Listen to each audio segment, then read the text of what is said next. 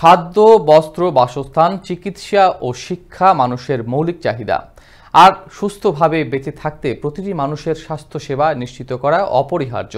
গবেষণা বলছে দেশের ৫৮% মানুষ চিকিৎসা সেবা নিতে গিয়ে ধার দেনা করেন, জমি বিক্রি করতে বাধ্য হন, অনেক সময় নিঃস্ব হয়ে পড়েন। আর ৩ কোটি মানুষ চিকিৎসা ব্যয়ের কারণে চিকিৎসা সেবাই নেন না। বিস্তারিত থাকছে সহকর্মী শওকত সাগরের প্রতিবেদনে। ক্যামেরায় ছিলেন খলিলুর রহমান। স্বাস্থ্য বিভাগের হিসাব বলছে গ্রামাঞ্চলে থাকা community clinic, union sub centre, উপজেলা স্বাস্থ্য কমপ্লেক্স ও জেলা সদর হাসপাতাল এবং নগরাঞ্চলে থাকা নগর স্বাস্থ্য কেন্দ্র, নগর primary health care, delivery services project ও মেডিকেল কলেজ ও হাসপাতালে সরকারিভাবে মোট জনগোষ্ঠীর ৪০% স্বাস্থ্যসেবা পাচ্ছে। বাকি ৬০% মানুষকে এখনও সরকারি সেবার আওতায় আনা সম্ভব হয়নি। গবেষণায় উঠে এসেছে, শুধু চিকিৎসা ব্যয় মেটাতে গিয়ে প্রতি বছর ৪%-এরও বেশি পরিবার দরিদ্র থেকে দরিদ্র সীমার নিচে চলে যাচ্ছে, হয়ে পড়ছেন হতদরিদ্র। বিশ্ব স্বাস্থ্য সংস্থার তথ্যমতে বাংলাদেশে প্রতি বছর চিকিৎসা ব্যয় মেটাতে গিয়ে নতুন করে ৬৪ লাখ মানুষ দারিদ্রতার শিকার হচ্ছে, আর ৭৩% মানুষ নিজের পকেট থেকে চিকিৎসা ব্যয় মেটান। অনেকে আবার চিকিৎসা করাতে যেয়ে নিজের শেষ সম্বলটুকু বিক্রি করে আজ নিঃস্ব। চিকিৎসা নিতে আসা অসহায় এমন হাজারো পরিবারের দেখা মেলে দেশের বিভিন্ন সরকারি হাসপাতালের বারান্দায় বারান্দায়। উন্নত চিকিৎসার সামর্থ্য না থাকায় তাদের একমাত্র ভরসা এই সরকারি হাসপাতালগুলো।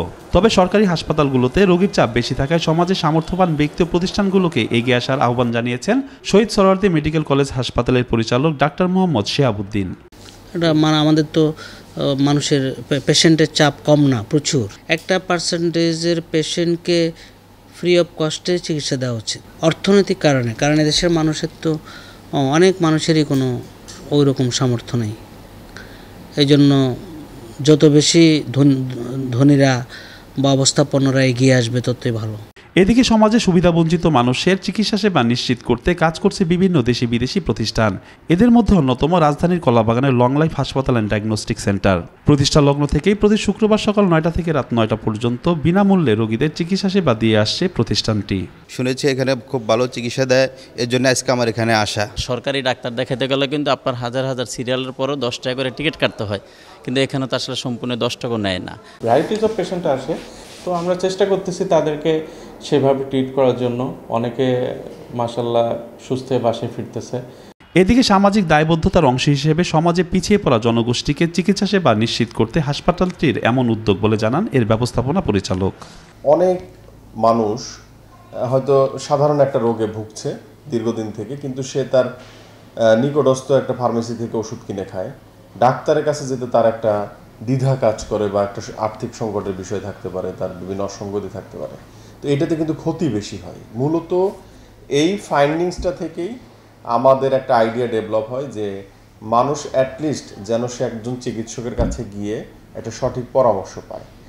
বিশেষজ্ঞদের মতে চিকিৎসা ব্যয়ের একটি বড় অংশ চলে যায় শুধুই ওষুধের পেছনে। এর পাশাপাশি রোগ নির্ণয়ের জন্য নানান পরীক্ষা নিরীক্ষার ব্যয় তো আছেই।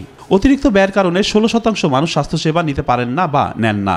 এই হিসেবে প্রায় 3 কোটি মানুষ প্রয়োজন হলেও চিকিৎসা সেবা নিতে পারছেন না। সমাজের পিছিয়ে পড়া বিশাল এই জনগোষ্ঠীর স্বাস্থ্যসেবা নিশ্চিত করতে এগিয়ে আসবে দেশের অন্যান্য প্রাইভেট হাসপাতালগুলো, এমনটাই প্রত্যাশা সকলের। শওকত সাগর, আনন্দ টিভি, ঢাকা।